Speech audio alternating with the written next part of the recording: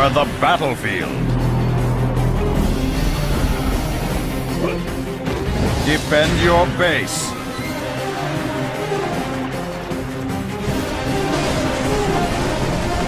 Annihilate your enemies.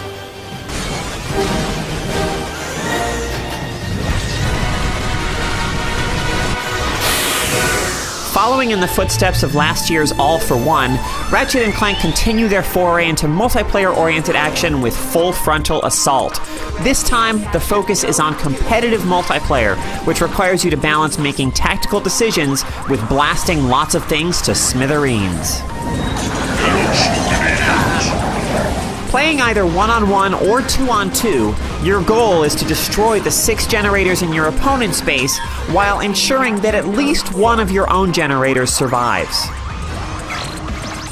Play revolves through 3 phases: node capturing, building base defenses and assault teams, and an actual assault on the enemy base.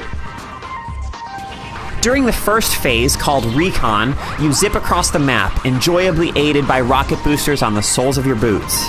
Nodes around the battlefield are guarded by meager defenses.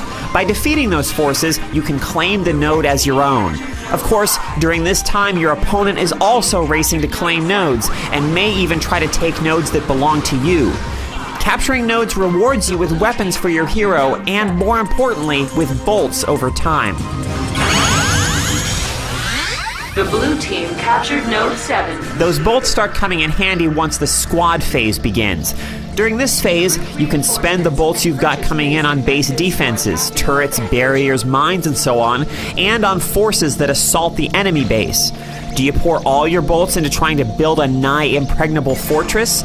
Do you go on the offensive, trying to overwhelm your opponent in the early stages? Or do you hedge your bets? During the first few rounds, your supply of bolts isn't great, but nodes gradually dish out more bolts as games progress, ensuring that battles escalate over time. If your opponent secured more nodes than you during the previous recon phase, it's not easy to come back from a big bolt deficit, but it's not impossible either. While some battles are one-sided affairs that end in a quick and decisive victory, others have an exciting ebb and flow as players vie for dominance. There are enough tactical options available to you and your opponent to allow for a good deal of unpredictability and some sudden and surprising shifts in momentum.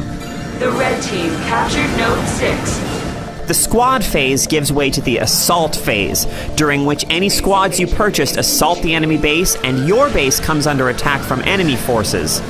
As before, you have a choice to make, and it can make a huge difference. Do you stick around and protect your generators, or put your considerable muscle into the assault on the enemy base?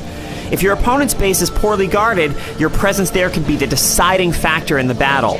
But if your defenses are inadequate to meet the enemy onslaught, your absence at home may be the final nail in your own coffin. Solid shooting action supports the fast-paced tactical decision-making.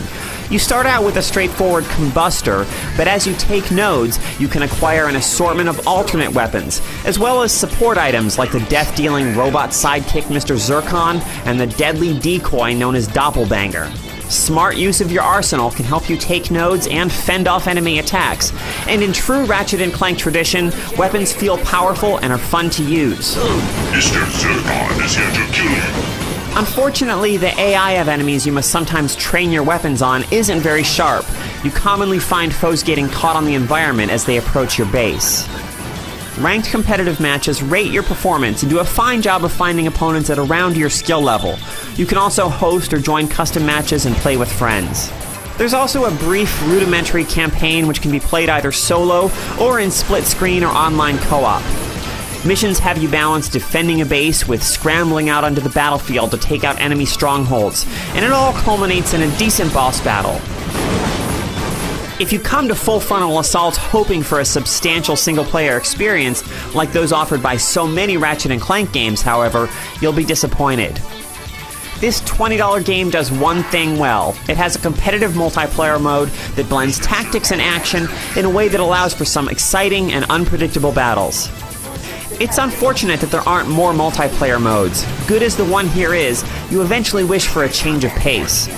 But having your forces lay waste to your opponent's base as you keep his forces at bay with the dance-inducing power of a Groovatron is still a satisfying way to win a fight. Thank you for calling the Polaris Defense Force. If this is an emergency, or you've been invaded, please press the pound key.